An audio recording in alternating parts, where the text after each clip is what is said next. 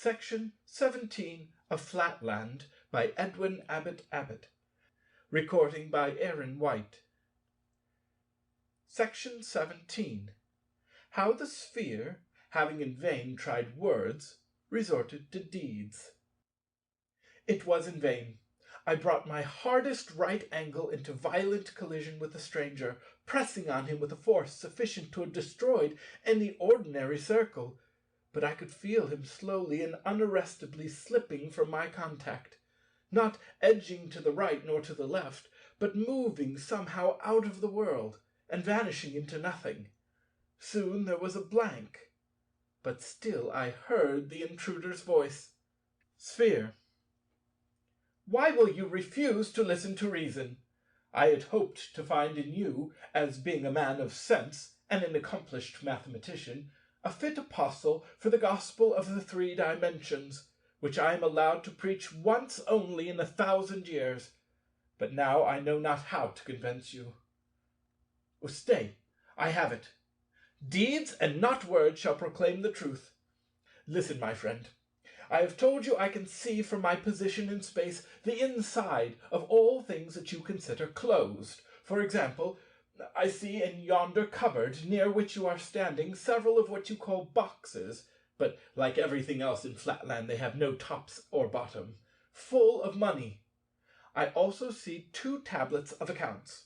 I am about to descend into that cupboard and to bring you one of those tablets. I saw you lock the cupboard half an hour ago, and I know you have the key in your possession. But I descend from space. The doors, you see, remain unmoved.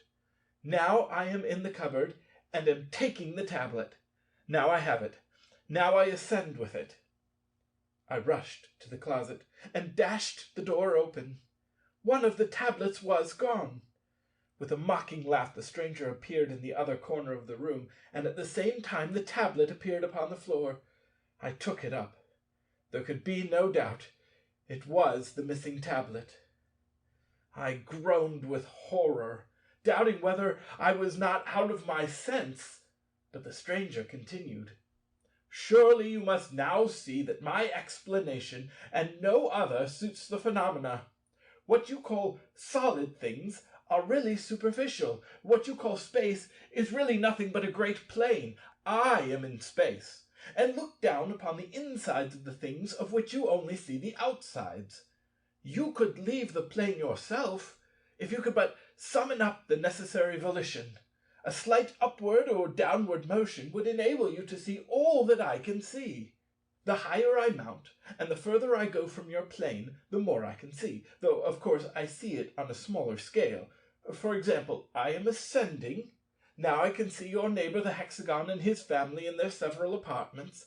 Now I see the inside of the theatre, 10 doors off, from which the audience is only just departing, and on the other side a circle in his study, sitting at his books.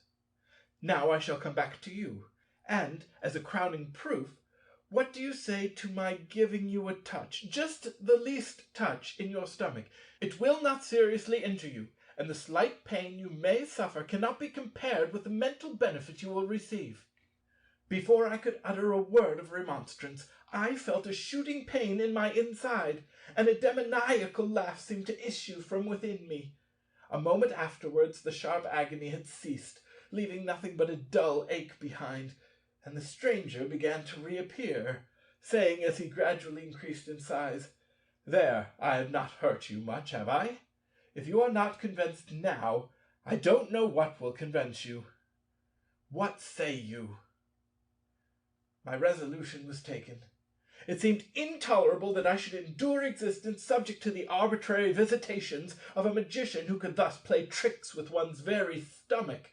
If only I could in any way manage to pin him against the wall till help came. Once more I dashed my hardest angle against him, at the same time alarming the whole household by my cries for aid. I believe at the moment of my onset the stranger had sunk below our plane, and really found difficulty in rising. In any case he remained motionless, while I, hearing as I thought the sound of some help approaching, pressed against him with redoubled vigour, and continued to shout for assistance. A convulsive shudder ran through the sphere. This must not be. I thought I heard him say. Either he must listen to reason, or I must have recourse to the last resource of civilization. Then, addressing me in a louder tone, he hurriedly exclaimed, "Listen, no stranger must witness what you have witnessed.